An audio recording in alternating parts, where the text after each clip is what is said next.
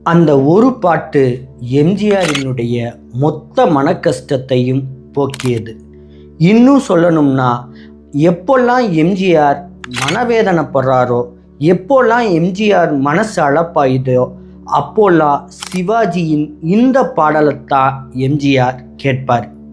அந்த பாட்டு எம்ஜிஆருக்கு எந்த அளவு பிடிக்கும்னா, அந்த பாட்டை இயக்கிய இயக்குனரை தன் வீட்டுக்கே வரவழைச்சு அந்த பாட்டு பற்றி வெகுவா பாராட்டி அந்த இயக்குனரின் கன்னத்தில் முத்தம் கொடுத்து அனுப்பினார்.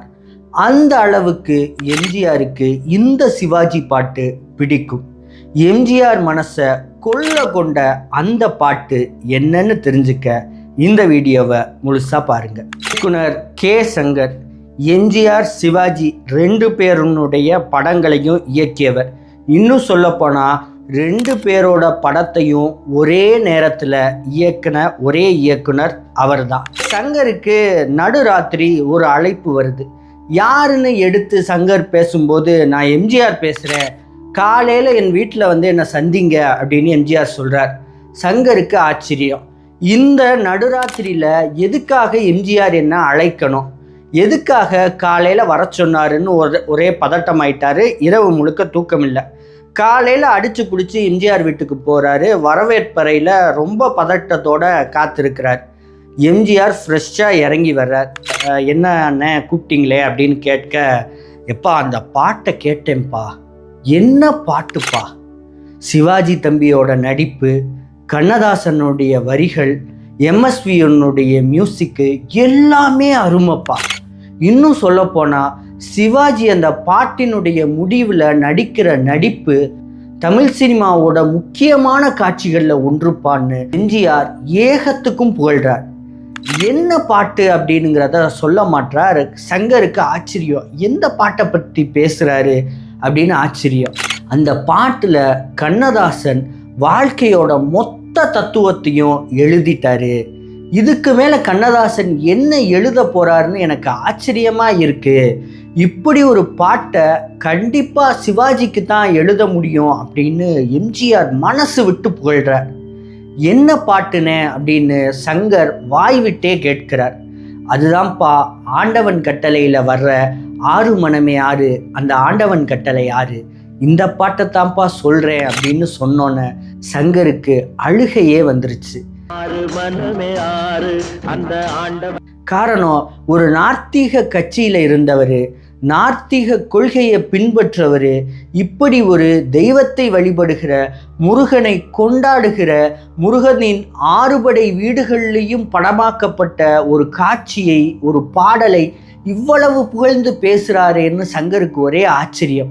இதை வாய்விட்டே கேட்கிறார். என்னன்னே ஒரு பக்தி பாடலை இவ்வளவு நீங்கள் பாராட்டுறீங்களே அப்படின்னு கேட்டபோது எம்ஜிஆர் பதில் சொல்கிறார், அது வெறும் பக்தி பாட்டு மட்டும் இல்லைப்பா, அது மிகப்பெரிய தத்துவ பாடல்.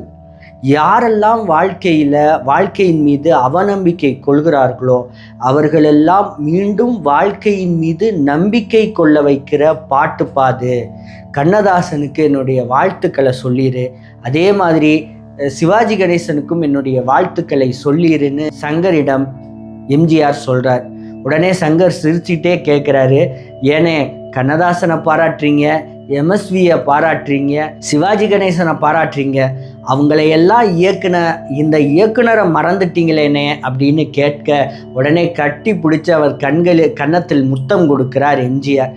உன்னை எப்படிப்பா மறப்பேன், அதனால தான் இவங்களை எல்லாம் கூப்பிடாம ஒன்றை கூப்பிட்டு நான் பாராட்டினதுக்கான காரணம் அதுதான். அந்த பாடல் பற்றிய பல நினைவுகளை கே. சங்கர் எம்ஜிஆர்கிட்டையே பகிர்ந்துக்கிட்டாரு. அது என்னன்னா, இந்த பாடல் ரெடியாகி வந்தோன்னே இந்த பாடலை எப்படி ஷூட் செய்ய போறீங்கன்னு சிவாஜி வந்து சங்கர்கிட்ட கேட்கிறார்.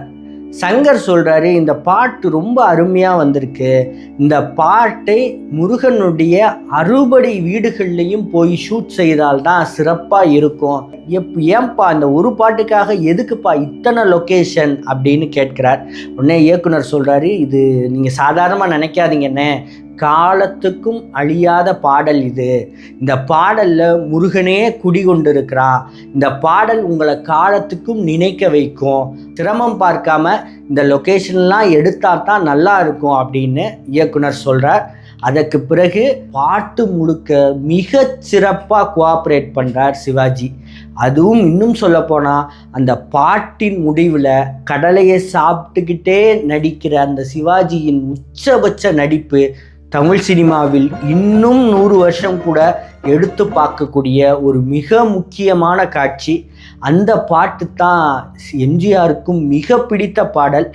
எம்ஜிஆர் சிவாஜியின் பாட்டு, அதனால் நாம் இந்த பாட்டை பொறாமையாக நினைக்கணும்னு நினைக்காம அந்த பாட்டு அவருக்கு பிடிச்சனால மனம் விட்டு பாராட்டினார். இது அவர் எத்தனை பெரிய கலா ரசிகர் அப்படிங்கிறதுக்கு இது ஒரு நல்ல உதாரணம்.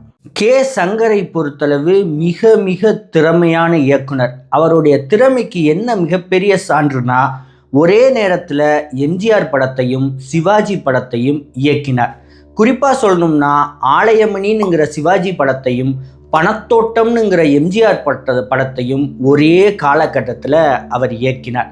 அதாவது காலையில் இருந்து மதியம் வரையும் வாகினி ஸ்டூடியோவில் ஆலயமணி படத்திற்காக வேலை செய்வார். மதியத்துக்கு மேலே சத்யா ஸ்டூடியோ இரவு வரையும் பணத்தோட்டம் படத்திற்காக வேலை செய்வார். எம்ஜிஆரையும் சிவாஜியும் இப்படி மாற்றி மாற்றி இயக்கிட்டு இருந்தார். ஆரம்பத்தில் அதில் சில சங்கடங்களையும் சில சிக்கல்களையும் அவர் சந்தித்தார். குறிப்பாக என்னென்னா, இவர் மதியம் வரையும் கிளம்பி ஆலயமணி படத்துக்காக வேலை செஞ்சுட்டு வேக வேகமாக அறக்க பறக்க ஒரு சத்யா ஸ்டுடியோவுக்கு ஓடி வருவார். அங்கே எம்ஜிஆர் டைரக்டருக்காக ரொம்ப நேரம் காத்திருப்பார். வந்தவர் கேமரா எல்லாத்தையும் ஃபிக்ஸ் செஞ்சுட்டு சார் வாங்க நடிக்கலாம் அப்படிங்கிற போது எம்ஜிஆர் கேட்கிற முதல் கேள்வி என்னென்னா, சாப்பிட்டீங்களா அப்படிங்கிறது தான்.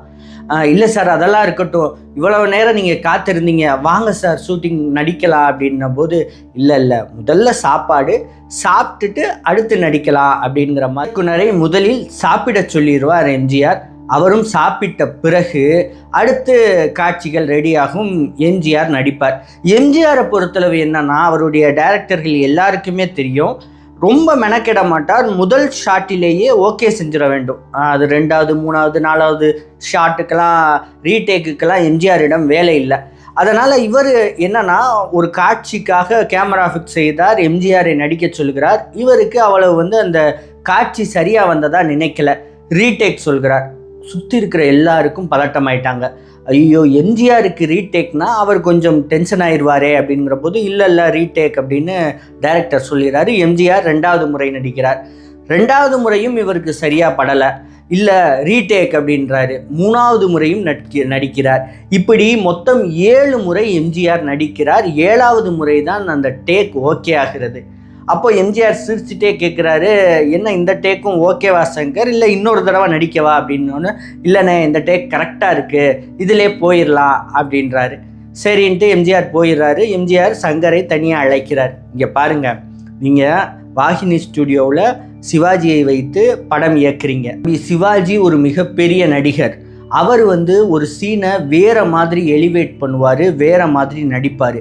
ஆனால் என்னுடைய பாணிங்கிறது ஒரு தனிப்பட்ட பாணி. என்னுடைய ரசிகர்களுக்கு என்னுடைய பாணி தான் பிடிக்கும். சிவாஜிகிட்ட என்ன நீங்கள் எதிர்பார்க்குறீங்களோ அதே இந்த எம்ஜிஆர்கிட்ட எதிர்பார்த்தீங்கன்னா அது நிச்சயமாக நடக்காது. அதனால் இந்த எம்ஜிஆருக்கு என்ன வருமோ அதுக்கேற்ற மாதிரி படத்தை எடுங்கள் அப்படின்னு சொன்னார். அப்போ தான் கே. சங்கர் அவர்களுக்கு புரியுது, எம்ஜிஆருக்குன்னு ஒரு தனி மாஸ் இருக்குது, ஒரு தனி ஆரா இருக்குது, அதை நாம் கேப்சர் பண்ணால் போதும். அவரை சிவாஜி மாதிரி நடிக்க வச்சா அது செட் ஆகாது, அது அவ்வளோ நல்லாவும் இருக்காது அப்படின்னுங்கிறத கே. சங்கர் புரிஞ்சுக்கிறாரு. அதுக்கு அப்புறம் எம்ஜிஆரினுடைய நோக்கம் என்னவா இருக்கோ அதே மாதிரியே காட்சிகள் வைக்கிறாரு. எம்ஜிஆர் எப்பயுமே சட்டிலாக பண்ணுவார், ஸ்டைலிஷாக பண்ணுவார். அப்படி பண்ண வச்சு அந்த படத்தை எடுக்கிறார்.